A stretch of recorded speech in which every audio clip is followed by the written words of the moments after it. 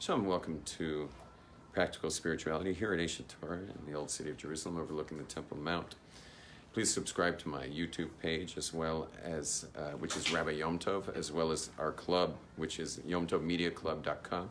Go on to YomTovMediaClub.com and help people see and hear and feel and be touched by the wisdom of Torah from Jerusalem. Shalom, everybody. Today we're going to talk about how to love without getting hurt and how to make sure you don't hurt others. So amazingly, we learned so much from the Kabbalah's explanation of how God creates the world. Now, how God creates the world is what are called the 10 spheres. The whole entire creation comes into being through these 10 beams. So meaning God is one, 10 is many. And that one is kind of like squeezes itself through, like it would be like if you had a balloon full of water and then you poke 10 holes in it and squeeze the water out. So that those 10 spouts is how one becomes many. Because you ever thought about this? How does one God create a world of multiplicity? How do you do that? And so the answer is via the 10 spheros. Now, those 10 spheres, if the whole world's made of those 10 spheres, well, that has a lot of implications. And if the whole world's made of those 10 spheres, wouldn't you say you should know them? Can anyone raise their hand who knows all 10 spheres? Good for you. Anyone else raise their hand, they know all 10 spheres? So you need to know all 10 spheres. I'm not going to give you all 10 spheres today, but you need to know the 10 spheres, and you need to know what each one is. Now, if I wouldn't mind the next time I teach a class to give you all 10 spheres. And if you really want it, I could do it today, but we'll only be able to touch on how to love without getting hurt. So I'll get a showing of hands. Who wants like the simplest, carefulest, perfect, simple, like clear-cut 10 spheres class? Who wants to know how to love without getting hurt? You guys win. So it works like this. You'll at least know, you're going to know 4 of these spheres, okay? 4 you will know. And I think we'll use blue and green. You can see a black here. And so it's like this. There are, the 2 main ones you need to know is there's flow, which is called chesed. I have to use all these different languages here. Chesed, which is flow. And then we have structure. Did I write structure? I'm so sorry. I meant the word limitation.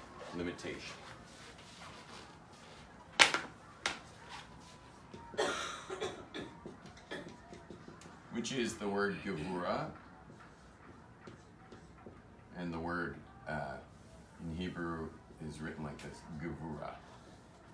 Okay, so let's start with this. Chesed and Gevura are how everything exists, but everything. Like, for example, this phone's got a cable.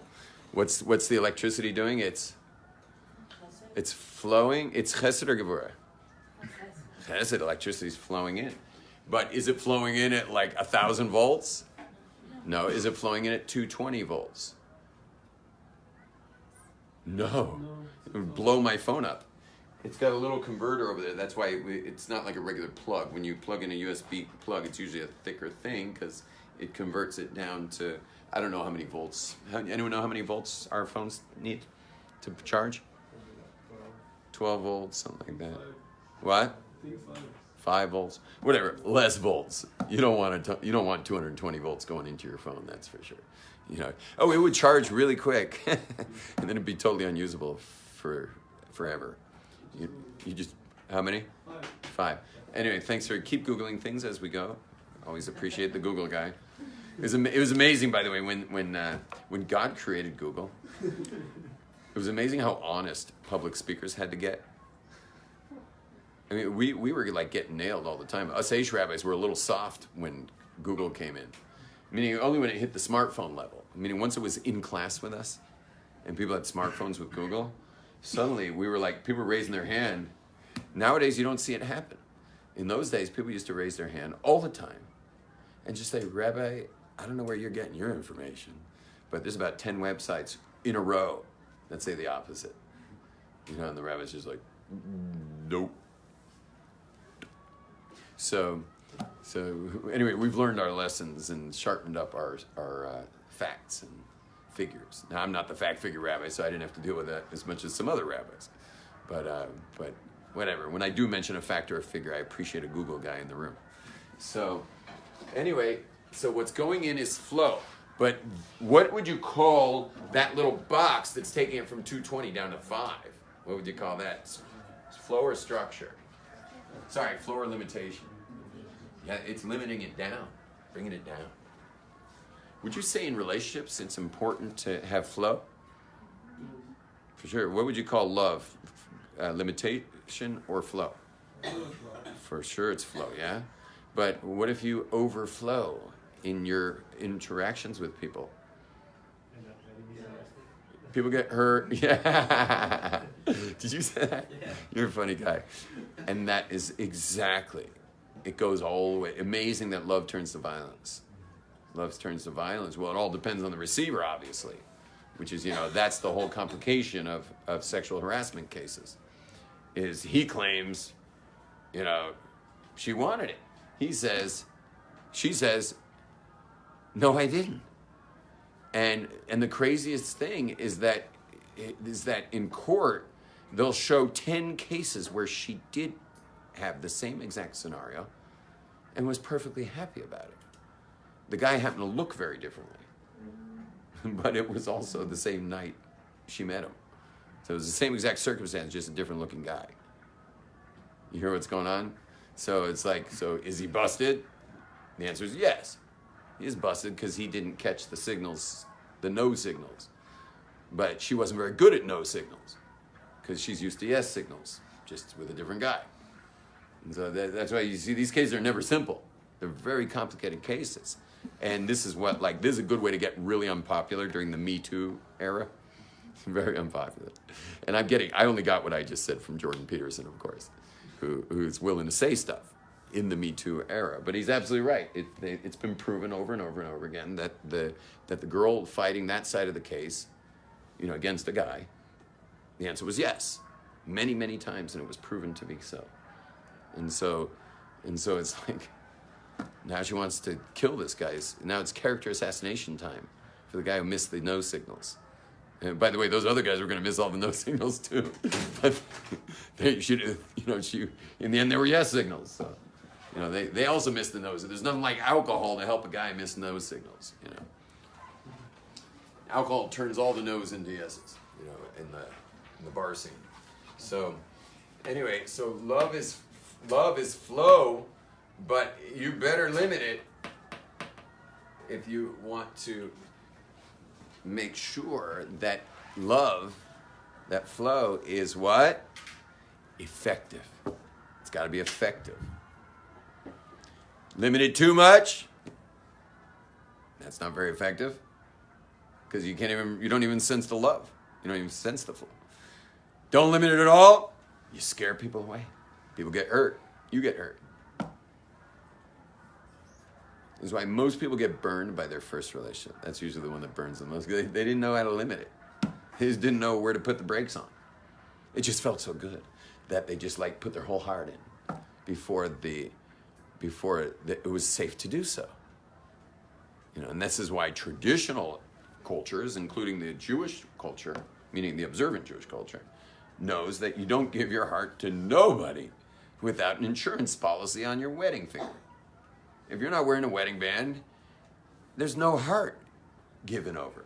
No ticky, no washi. Yeah, until you got the insurance policy on your finger, you're not giving nothing of your heart, which is a very painful thing. I really think they should roll back the age of girls getting married back to 12 and 14 again. All you're looking at me like that's funny. It's not funny. It's true. Go Google that. Tell us what's the average age of marriage in Ghana? Okay, Ghana, Africa. The average age. Mr. Google over there will handle that. You can go to Iran too. It's the same number in Iran. Yeah, Iran. Iran. You all heard of Iran? All those Persian girls we meet. They would have been married. They would be grandmothers by the time they're in university. Those girls. And it's still in Iran, like the Jewish women in Iran get married between 12 and 14. Today, the Jewish girls of Iran, there's a whole Jewish community there. That's when you get married. It makes sense. What kind of guy can afford a 19-year-old girl? My goodness. It's expensive. I've got several girls in that range, and oh my gosh. I just can't imagine what my bills are going to be in the next week or two before Passover. Because in the observant community, you buy your Shabbos gear twice a year. You buy it right before Passover, and then each day of Chol Hamoed, you get to wear your Shabbos outfits each day of the week. You get another outfit each day, and then you wear that all summer on Shabbos. One outfit at night, one outfit at the day. Shabbos. Each Shabbos, you don't wear the same outfits every Shabbos. Makes sense. Then comes Sukkot, a whole new wardrobe of outfits for Sukkot. You wear a different outfit every night and morning of Sukkot. And then that's your outfits till Pesach, when you get new outfits for Pesach. Did you girls not grow up that way? You grew up that way, didn't you? Yeah. All the observant girls here, you guys grew up that way? Yeah, so, it depends how frum you grew up. If you grew up very frum, that's how it goes. Especially if you have a big family. Because there's no one has, and nobody got money for that kind of shopping all year. But certainly twice a year, you can maybe handle it. Anyway, no one can afford a 19-year-old girl unless you're married to her. And then you can barely afford her. And if you're wondering about secular people, they only have one kid, so you can afford it. But when you have a slew of kids, you have a whole cachet of children. You must marry them off young, because they only get more expensive as they go. And who can afford such a thing? And so the answer is you get them married and let someone else afford them. That's how it works. It's been nothing but bad news for you, ladies, that you now have to wait. And it's going to screw up your marriage badly if you give your heart before you meet your husband and give him your heart, which you're only going to give after the chuppah. Until you meet that man and give your heart, you realize already you're going to screw up your marriage badly if you give your heart to anyone before that. It's clear. That guy is going to bed his wedding night with you plus whomever else you let in your heart. I'm not saying you gave him your body, but you at least gave him your heart. And so why should this man, who's just sacrificed marrying every girl in the world for you, have to share your heart with anybody? Here's the guy who took the plunge. This is the guy who invested. He's the one who went all the way with you. Why should he share your heart with anybody else? But we all know that once you've given your heart to somebody, it don't come back. Now, you might have leftover heart. Heart's a big thing. You can have a lot of relationships with a heart. But meaning there's always shirayim, there's always leftovers. By the way, can I just ask you, is that a new outfit, that top you're wearing? My wife told me that all the tops being offered this year for the girls are hippie style. Mm-hmm. Have you noticed that? Have you been to shops? Have you guys noticed that? It's gone kind of hippie now for the frum girls. Yeah. I didn't know that. This is all news to my wife as well. And so I'm really psyched that all my daughters are going to be dressed as hippies at the Passover Seder. This is going to be a really cool Seder. Yeah, but these designers, it's such a conspiracy. Because think about it, once everything goes hippie, none of your outfits are going to work. You're going to have to, and you're not going to save your outfits, because when are you going to put it in a suitcase and in storage? So those clothes going somewhere, and then they'll just drop the hippie thing like a hot potato in 3 years from now. And none of your outfits work again. It's crazy. So, by the way, all the compliments on your hippie outfit. So, what was I? Someone just was saying something. Was it me saying something? You had a question. Yeah, but what about, same thing for a guy, same thing, no difference. to give his heart to something more, yeah. Big time. Yeah, except guys can't be trusted with this subject. Girls could say no. All I'm telling the girls here is say no. Yeah, the guys need a cold shower, for sure. They should be taking a cold shower, but as long as girls say no, we're in good shape. So, anyway, you get the idea of flow and limitation here when it comes to relationships. Now, you need to know two more spheres. And the next sphere, and by the way, you're already going to be 4 out of 10, which is almost half the spheres you have. Okay? So everyone's got these two. Remember before I said everything's going on this way? And then I've given 2 examples so far, relationships, and then I spoke about the power in the cable and the power here. So what would you call the glass bulb that these lights are coming through? What's the bulb? Limitation or flow? Limitation. What about the filament that's shooting the light out? Flow. That's flow. You get that? When these walls that have this wallpaper on it, this really cool kind of psychedelic paisleys or whatever these things are over here, when those were piece goods, when those were like, just in rolls, would you call that flow or limitation? Flow, for sure. And then when they cut it for these panels, what would you call that? Limitation. This glass was molten glass over here in our windows. Yeah? This glass for the window here was molten glass at one point. Flow or limitation. It went into a mold. What's that? Limitation. It's literally every single thing. This was a tree here. This was a tree. See the grain of your table? Flow or limitation? Flow. And then they chopped it down. Limitation. And then planed it. Limitation. The metal inside the frames of these were this was molten metal inside of something that limits it. And it's also now but then it finally became a frame which limits the table from falling on the floor, or it's limit. Stops the table, holds the table. Anything you will ever look at, everything you will ever see is going to be flow and limitation. There is nothing else. And female is limitation and male is flow. Say no more. Okay? But this is happening absolutely everywhere. And you yourself have flow and limitation going on all the time. You have tubes in your body which are flow. You have ducts, valves that close and open, which are limitation. For example, you have a esophagus, and then there's a muscle down there called it's the esophagus sphincter that only allows food down but will not let it up unless of course someone's ill. So God created it that it has the ability to release poison if someone were to be poisoned. And of course, people with heartburn is someone whose their sphincter muscle has lost its strength, and so it's not closing properly. And so the gases of the food's coming up, or even the food itself, if they're in a more severe case of that, which is an emotional disease, by the way. It's something that you can work on emotionally and cure.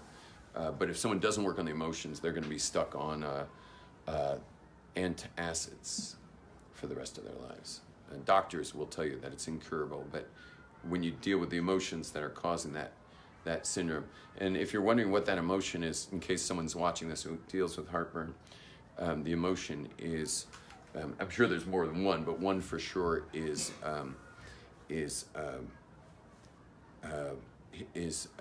rejection, but specifically in a public, like more like character assassination style, meaning you're being called out in a public kind of way.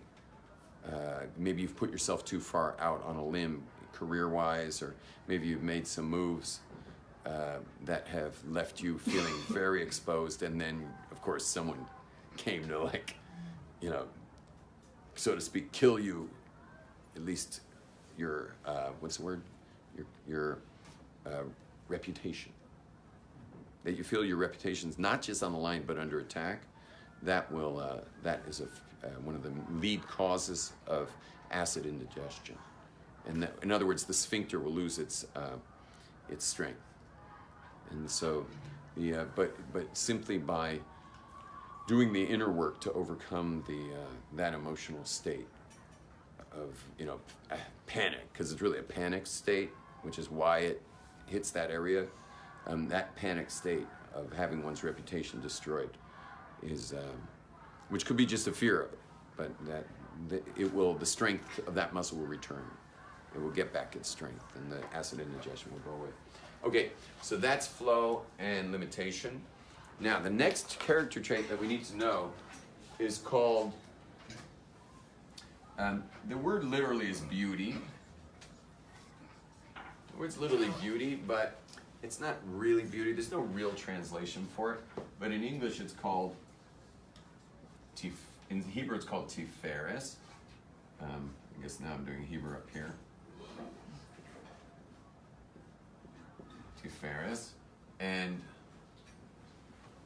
the word tiferes, Does it mean balance? it doesn't mean balance, but you'll see that its function is balance. Okay? But it really means beauty. And it doesn't actually have an English translation at all. But maybe functionally it works with balancing. But now I'm going to tell you what tiferes is. Let's practice this word, by the way. Everyone say tiferes. If you're Sephardic, you can say tiferet, which is fine. So far we got chesed. Everyone say chesed, gevura, and tiferes. So tiferes is a very simple thing. What tiferes does is it looks down at the, maybe I'll put a circle around each just to cover it. So what happens is tiferes looks down at the 10th attribute, which is called malchus, which is the recipient. Okay, which is the word malchus, which in English is like this. If you're Sephardic, it's fine to say malchut, probably better. And what happens is tiferes looks, make an arrow in green, it looks to malchus. Malchus tells gevura how much gevura to use to make sure that the flow is flowing. Okay? So I'll explain that super quickly. This is the recipient of, let's say, love. So I want to make sure that I'm being loving to every single person I meet. How loving? What's that going to depend on? What's that depend on? It depends on them. How loving I'm going to be to any person is going to depend on the receiver of the love. And when I meet that person, it's going to tell limitation, or gevura, how much limitation would be the appropriate amount of limitation, so that the love flows. That I'm loving is a given. I'm going to be loving to everybody. I'm going to be loving to people I don't even like. And what I'm going to do is look at that recipient and then limit it exactly the right amount so that the person that I'm loving receives it not just once, but forever. So, for example, there are men in this classroom who, if I were to say hi to any of these men in here, so let's say I meet this man here. What's your name? Ali. Ali. Shalom, Ali. Nice to meet you. You seem like a nice guy. My name is Yom Tov. So I meet Ali. We're cool, right? I hope it wasn't too much to shake your hand, but it's almost never too much to shake a man's hand. Once in a while you meet a man who's like, you can see the guy's just got major social anxiety, and you do better. It'd be better to just say, nice to meet you, so you don't like freak him out, because you can tell this guy's like freaking out for some reason. He's got serious social anxiety. Now, if I'm meeting this lady over here, hi, what's your name? Rachel, nice to meet you. Now, what did I do? Did I shake her hand? No. Would it have been appropriate? Would have been inappropriate. Who was the recipient when I met this guy? What's his name? Ellie. When I met Ellie, what was appropriate? A handshake. Now you see my hands on his shoulder. What am I being right now? What am I being right now? Comfortable. I'm being loving. Yeah, I'm being loving. When it came to Rachel, when it came to Rachel, she got a bow. No offense. No offense. But the recipient's a woman. And in Judaism, we're really careful between, when it comes to flow and limitation, we're really careful to always make sure we're in Tiferet. Tiferet's the goal. You want to always make sure you're living inside Tiferet. And Tiferet is to keep the flow and the structure balanced in the way that you can actually have an ongoing relationship. Because when I'm loving forever. Like you can come to me 20 years from now, Lily, and I'm going to treat you like a king, man. And Rachel, you can meet me 20 years from now, and I'm going to treat you like a queen. Had I shook your hand, you're never coming back. You'd be like, that was so inappropriate, that was crazy. Had I not shaken your hand, you'd also be like, yeah, I met Rabbi Glaser, but it was a little awkward, because like I stuck out my hand, and he just kind of left me hanging. Now,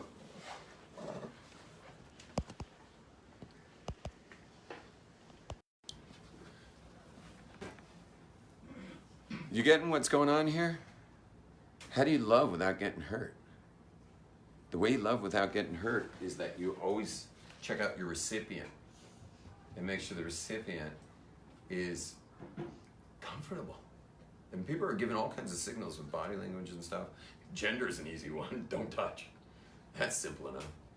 You know, every recipient's giving signals of what is the appropriate amount of flow. It tells how much you should limit. And then all your relationships are at the, are you ready for this? All your relationships are at the peak of love, peak of connectivity. My relationships are peak connectivity all the time. They're always at peak connectivity. Because the second someone trusts me more, like for example, a student, like I get, I have students at age. And so like, Yosef, you're here for the year? Yeah. So he's here for the year. We met, we might have met before, but I feel like we met yesterday because we had that whole interaction. Yeah. So I promise you this guy's gonna be getting a hug within like a month or two. We're gonna be in hug mode. Because shaking hands would be less than where we're at. You get what I'm saying? Like, and I'm always at peak. I'm at peak relationship with everybody. And so he's gonna be hitting hug mode. Rachel, you're not even getting handshaked. I don't care if it's 20 years from now. Yeah, you can marry my son, and I'm not shaking your hand. Yeah. You understand? Like, the peak will always be that I will be available if you need me. I'm gonna, I'm there for people. I'm really gonna be, totally there for people. But the amount of interaction's always gonna be limited in a way such that it will last forever. Peak amount, lasting forever, nobody gets hurt. That's a very respectful way to deal with people. You get how respectful it is? Because what's the whole basis of everything? What's the basis of all of this? Recipient. So you're always testing the water of the recipient to see if, is this appropriate? Is this appropriate or not? Is this person someone's wife? Is this person gonna be someone's wife? Has this person been hurt before? Let's say, thank God, Yosef's from a good space. But let's say, God, you mind if I use an example? Yeah. Let's say, God forbid, you had been hurt before. Yeah, there was some kind of trauma that took place where there was betrayal involved. So you trusted someone, you got hurt. And so my job would be to sense that and not get to the hug stage for 5 months. Remember I mentioned 2 months? So if he had been hurt, I'm gonna push that out to 5 months. Because the recipient's been through stuff. And therefore I'm gonna slow down. What's peak love is gonna be on a much slower schedule for someone who's been hurt before. You get that? You get how that works? So my recipient here can't handle what on another person 2 months is the right schedule. For that person it might be 5. And this also goes for people who marry people with trauma. It's like, you'd think like, okay, we're married, man. There were like 300 witnesses. Give me everything, give me your heart. But a person who has suffered trauma is what their mind knows, i.e. that they're married, their heart doesn't get yet that they're saved. And it's going to take time, and that's okay. But you give them the space until they're ready. You know, you can't force a rose to open up its petals. You know, you have to give that rose a sense that it's in the right environment to get vulnerable like that and open up its petals to you. Kolev, can you do me a favor? I just had my guitar like right outside the door there. I just want to show another example of this. It was right out there. You can probably find Neckemeyer somewhere in one of these rooms. Oh, it's there. Oh, shit. Thank you. Thank you so much.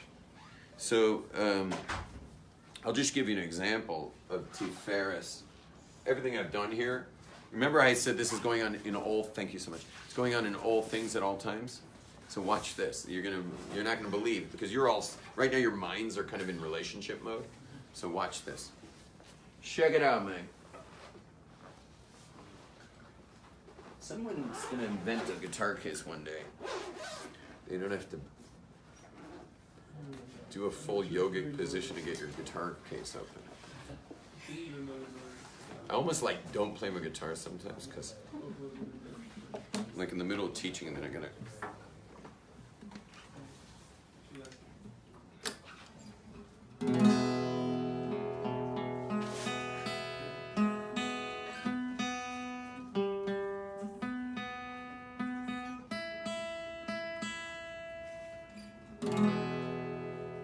Whatever.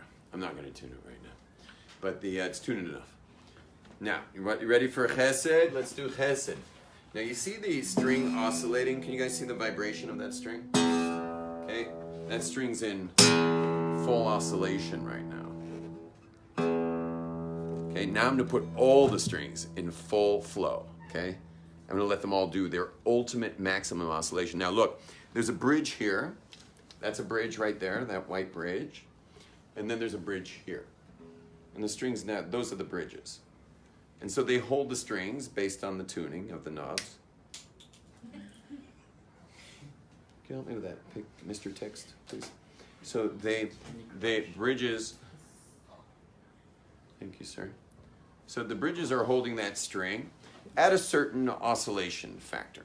Okay, like for example, this one's 440 oscillations per second. You see the vibration? That's oscillating at 440 oscillations per second.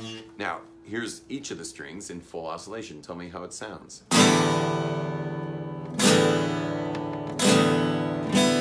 Nice? Is that Tiferes? Not Tiferes. What is it? Chesed. Is Chesed good or destructive in this particular example? Yeah, it's destructive. Chesed's destructive in almost every example. We already discussed relationships, how dangerous that could be. How about a tsunami? What attribute is a tsunami? It's Chesed. Normally there's a shoreline that keeps the water at bay. And the balance between the oceans and the cities on the coastline are, the recipients, obviously the city. And the balance is like, it's in Tiferes. That's why we love beach towns. And it's like, you got this powerful thing and then this vulnerable city and everything's fine. Except sometimes Chesed goes crazy and the Gevurah doesn't know what to do with itself. It's a total power surge of water. And, 600,000 people were killed a couple of years ago in Southeast Asia when that happens. Chesed's always destructive. Gevurah is important to make sure Chesed's actually effective. Tiferes is what contains all of this. Now, just remind me of the word faucet later, okay? After. Okay, now this is for flow. Nice or yucky? Yucky. Okay, who's the recipient in this room? You are. You're the recipient. So you guys are malchus right now. You're the recipient. And so I look at this crowd, so I see it's a pretty young crowd. Therefore, something loud and rocking might be appropriate. And then I take my fingers and make a new bridge. I'm rebuilding bridges here. You see how this bridge holds the strings? But if I put my fingers here, it's also pretty yucky. But if I add these ones, maybe this one too. So now I've limited the flow of the strings to a certain oscillation based on the recipients of the room who maybe just want to meditate.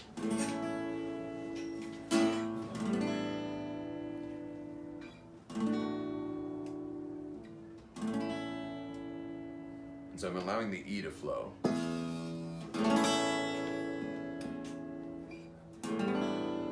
It's kind of like a drone holding down the bottom.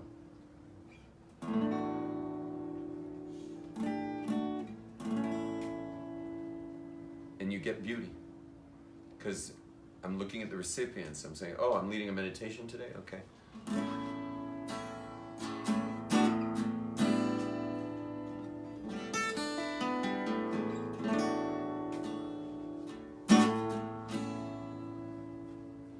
And so I'm limiting that flow based on these little temporary bridges that I'm building with my left hand, limiting the flow based on the recipient. And then you hear beauty. But it might be we're in like a more aggressive mode.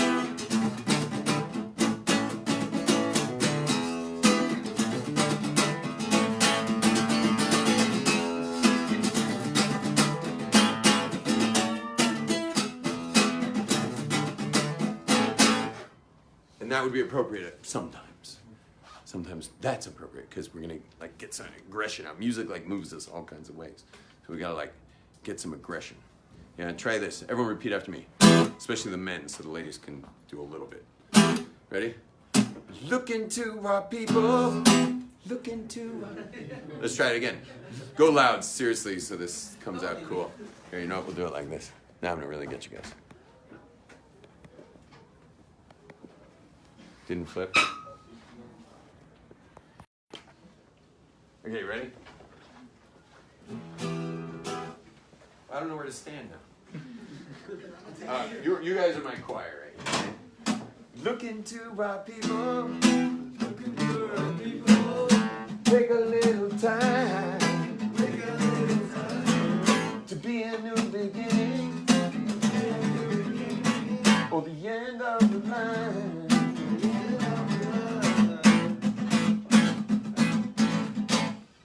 A few millennia ago, the words were carved in stone.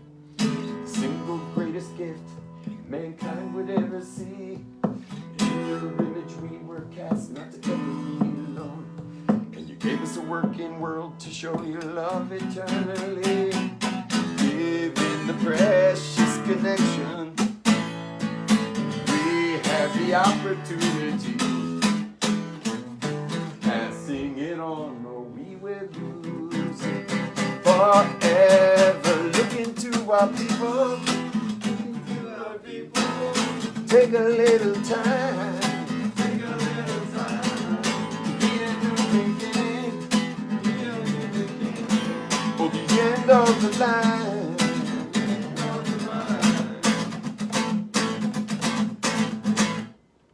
That's it for now, the guitar.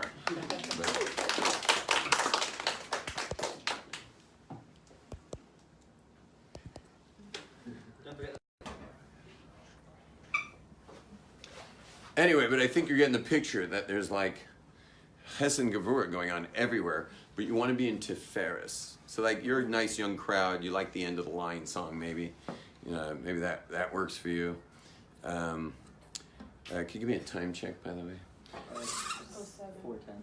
What? It's after 4? Yeah. No way. Look at the faucet. Yeah, well, I was just going to give the faucet example. Is the faucet, when you're, let's say you've got a garden of newly planted vegetation, so the recipient's newly planted vegetation, the knob is Tiferes. The valve inside the faucet, which has an aperture, it either opens all the way or closes all the way, that's what? That's Gevura. And what's always there? Just like love, it's always there. The flow of the water.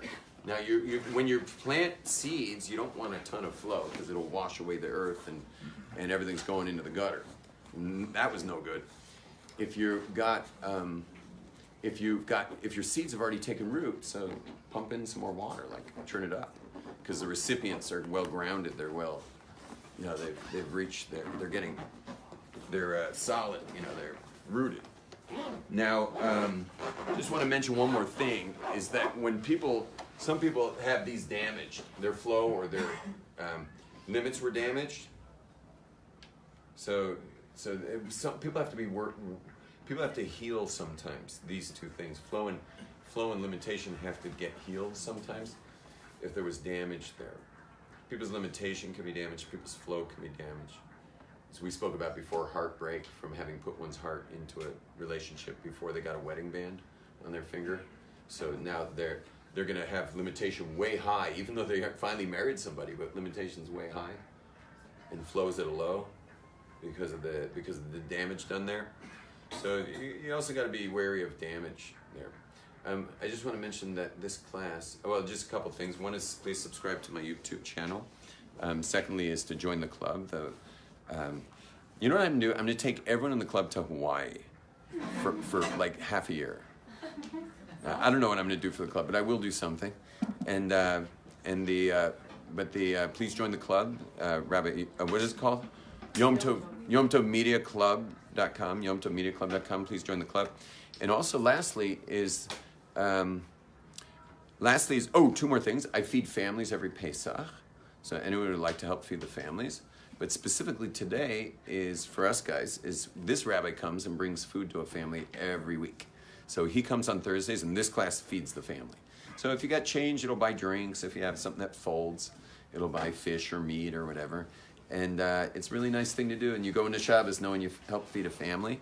So that's the rabbi. He'll help with that. And anyone who would like to help families in Jerusalem, they're literally already knocking on my door for Passover, because they've got and think a family of 10, it doesn't matter how good the guy's job is.